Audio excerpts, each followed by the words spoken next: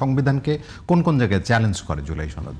জুলাই সনদের ওইখানে আপনার যে 4টা প্রশ্নের মধ্যে দেওয়া হয়েছে তাতে সংবিধান সংস্কার পরিষদের যে প্রভিশনটা রাখা হয়েছে সেইটা আপনার ধরেন সংবিধান সংস্কারের এখতিয়ার বা সংবিধান পরিবর্তনের এখতিয়ার কার? বাংলাদেশের জনগণের। সংবিধান কি? প্রথম কথা হলো সংবিধান কোনো লিগ্যাল এন্টিটি না। সংবিধান হলো পলিটিক্যাল উইল, জনগণের পলিটিক্যাল উইলের বহিঃপ্রকাশ, এবং সেটা জনগণের প্রত্যক্ষ অংশগ্রহণের মধ্য দিয়েই পরিবর্তন করতে হয়। এটাই আদব। মানে জুলাই সনদ সেটা না। না, জুলাই সনদ তো একটা বিষয়। জুলাই গণঅভ্যুত্থান হয়েছে একটা বিষয়। এই জুলাই গণঅভ্যুত্থানের লেজিটিমেসি সহ, তার আইনি বৈধতা সহ, বিগত অধ্যাদেশগুলো সহ সবকিছু জুলাই কেন্দ্রিক শুধুমাত্র। আর একটা দেশের সংবিধান দেখেন, বাংলাদেশের সংবিধানের ইতিহাস যদি আপনি দেখেন, আমি আপনাকে একটা উদাহরণ দিই, একটা একদম আপনার খুবই গুরুত্বপূর্ণ উদাহরণ দেখবেন। ভারতীয় সংবিধান বা পাকিস্তানের সংবিধান,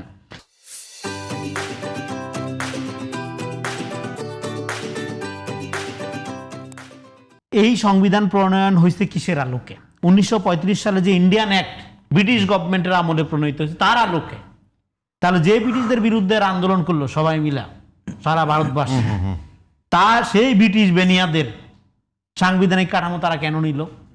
কারণ সাংবিধানিক এই আইনের একটা ধারাবাহিকতা আছে। এইবার দেখেন এই ইন্ডিয়ান অ্যাক্টের এই প্রভাব ভারতীয় সংবিধান পাকিস্তান সংবিধানে ছিল। এবার বাংলাদেশের সংবিধান প্রণয়নের ক্ষেত্রে পাকিস্তানের বিরুদ্ধে ধরেন আমরা যুদ্ধ করে স্বাধীন হয়েছি, কিন্তু আপনি পাকিস্তানের সংবিধানের সাথে অনেক কিছু মিল পাবেন। ইভেন পাকিস্তানের গণপরিষদে নির্বাচিত যে সদস্য, যেটা নিয়ে বিতর্ক আছে, তাদেরকেই এই 72-এর সংবিধান যেটা বলছে, যেটা নিয়ে ক্রিটিক, সেই সংবিধান প্রণয়নের সভাতেও রাখা হয়েছে।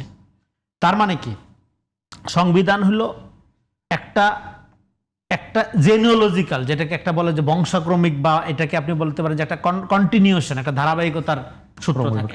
এই ধারাবাহিকতাটা রক্ষা করার ক্ষেত্রে আপনাকে দুইটা জিনিস করতে হয়। একটা হলো এথিক্স অফ কনস্টিটিউশন।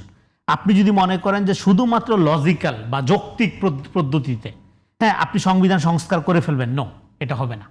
আপনি মনে করছেন যে সংবিধান সংস্কার সভা বা সংবিধান সংস্কার এইভাবে করে ফেলবেন, এটি যৌক্তিক।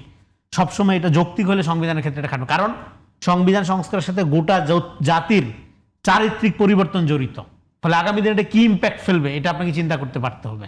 আপনার এখন মনে হচ্ছে এটা ভালো করে ফেলতে হবে, নো, করা যাবে না। তাহলে করার ক্ষেত্রে একটা জিনিস দেখতে হবে, শুধুমাত্র এটা রেশনাল হলেই হবে না, এট দ্য সেম টাইম এটা লেজিট অ্যান্ড এথিক্যালি কারেক্ট হইতে হবে। এথিক্যালি কারেক্ট মানে এথিক্স অফ কনস্টিটিউশন বলে একটা কথা আছে। এটা শুধুমাত্র লিগ্যাল, এই জন্য আপনি করে ফেলতে পারবেন না। এটা এট দ্য সেম টাইম নৈতিকভাবে এটা সিদ্ধ হইতে হবে। লেজিট এবং এথিক্যালি কারেক্ট, এই দুইটা জিনিস রক্ষা হবে কখন? যখন এট দ্য সেম টাইম আপনি একটা কন্টিনিউশনটা রাখবেন। যেমন ধরেন আপনার বিগত আমলে যে সমস্ত আইন হয়েছে, যে সমস্ত ফাঁসি হয়েছে, যে সমস্ত জেল হয়েছে, সেগুলোর লেজিটিমেসি আপনি কিভাবে দেবেন? আপনি ওভারনাইট যদি এটা চেঞ্জ করে ফেলেন এইভাবে, সেটার বৈধতা কোথায় হবে?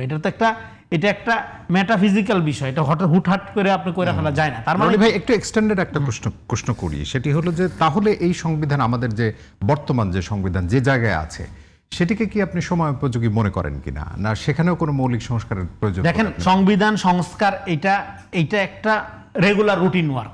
সংবিধান সংস্কার কে করে নেই? প্রত্যেক যুগের প্রত্যেক সময়ের সাথে সাথে এটা আপনার করতে হবে। সংবিধান সংস্কার তো সমস্ত বলা হয় যে এই সংবিধানই শেখ হাসিনাকে ফ্যাসিস্ট বানিয়েছে, এই ন্যারেটিভ বলেন যেভাবেই বলেন, সংবিধান শেখ হাসিনাকে ফ্যাসিস্ট বানায় নাই, শেখ হাসিনা নিজেই সংবিধানকে ফ্যাসিস্ট করেছে সংবিধান সংস্কার করার মধ্য দিয়ে, সংবিধানের চরিত্র নষ্ট করার মধ্য দিয়ে। ওই কারণে আমরা হাসিনার আমলকে সঠিকভাবে এটা সাংবিধানিক ফ্যাসিবাদ বলি। সেই সাংবিধানিক ফ্যাসিবাদী ধারাবাহিকতা আপনার বন্ধ করতে হবে। সেটা বন্ধ করতে হবে কিভাবে? সাংবিধানিক উপায়ে, নট অটোক্রেটিক, নট আপনার কোনো রকম কোনো ওই অধ্যাদেশ, নট কোনো রকম কোনো আপনার ওই যে রাষ্ট্রপতির বিশেষ ক্ষমতা প্রয়োগ বলে, জনগণের সম্পৃক্ততার মধ্য দিয়ে, জনগণের উইল তো এটা তো জনগণের প্রপার্টি সংবিধান। এটা তো বিএনপির বাপদাদার সম্পত্তি না, বা এনসিপির বাপদাদার সম্পত্তি না, বা জামাতের বাপদাদার সম্পত্তি না। আপনি এটার একটা জনগণের উইল, জনগণের উইল, আবার একদিক থেকে বলছেন এথিক্সের জায়গাও আছে, আপনি চাইলে এটিকে পরিবর্তন করতে। জনগণের উইলটা এবার পার্লামেন্টের ডেমোক্রেসিতে এটা প্রতিফলিত হয় কিভাবে? প্রতিফলিত হয় রিপ্রেজেন্টেশনের মধ্যে দিয়ে। এটা পার্লামেন্টের ডেমোক্রেসির সুবিধাও বলেন, অসুবিধাও বলেন। ফলে পার্লামেন্টের ডেমোক্রেসির এই সুবিধা বা অসুবিধা যাই বলেন, এইবার এই রিপ্রেজেন্টেশনের ক্ষেত্রে বিএনপি 2/3 মেজরিটি পেয়েছে। 2/3 মেজরিটি অনুযায়ী এই এখনো পর্যন্ত যে সংবিধান দেখেন, জুলাই গণঅভ্যুত্থানের মধ্য দিয়ে যে সরকার প্রতিষ্ঠিত হয়েছিল, অন্তর্বর্তীকালীন সরকার, সেই সরকারের তো এই পচা হাসিনার ফ্যাসিবাদী সংবিধানের ধারাবাহিকতার মধ্য দিয়ে ফাংশন করতে হয়েছে। তারও তো 106 এর আলোকে বৈধতা যাচাই করতে হয়েছে এত বড় গণঅভ্যুত্থানের ম্যান্ডেট থাকার পরেও। তার মানে কি সরকার ঠিকই রাইটলি এই একটা সাংবিধানিক ধারাবাহিকতার মধ্যে দিয়ে গেছে। ফলে আমাদের ক্ষেত্রে দুইটা জিনিস, একটা হলো এই সাংবিধানিক ধারাবাহিকতা, এটা হলো এক্ষেত্রে লেজিট অ্যান্ড এথিক্স এবং কন্টিনিউশন, এটা বজায় রেখে সংবিধান একটা গণতান্ত্রিক সংস্কার লাগবে, গণতান্ত্রিক সংস্কার লাগবে যেটার সাথে জনগণকে সম্পৃক্ত করা। এটা গেল একটা দিক। আরেকটা দিক হলো সংবিধানের যে ফ্যাসিবাদী কাঠামো, এটা বিলোপ করার জন্য অবশ্যই একটা পার্লামেন্টারি ডেমোক্রেসির মধ্য দিয়ে একটা উদ্যোগ নিতে হবে। এই উদ্যোগটা কোনো একক অধ্যাদেশ বা রাষ্ট্রপতির আদেশের মধ্য দিয়ে হবে না, বা এটা শুধুমাত্র কিন্তু প্রয়োজন আপনি মনে করেন গণভোটের মধ্য দিয়ে এটা হবে না। প্রয়োজন এটা মনে করেন? হ্যাঁ, আমি মনে করি এটা প্রয়োজন, এবং এটা করার জন্য কোনো গণভোট বা জুলাই সনদ এগুলোর দরকার নাই। কারণ হলো আমি মনে করি পার্লামেন্টের ক্ষমতা, পার্লামেন্ট সভারেন্টি কথাটা যখন বলি, জনগণ সভারেন্ট, কারণ জনগণ পার্লামেন্টের মেম্বারদেরকে ভোট দিয়ে নির্বাচিত করেছে।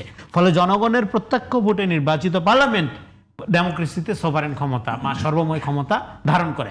ফলে জনগণের এই সর্বময় ক্ষমতার আলোকে জনগণের কল্যাণে সংবিধানের সাংবিধানিক ফ্যাসিবাদী যে কাঠামো, এটা সংস্কার পরিবর্তন হইতে পারে।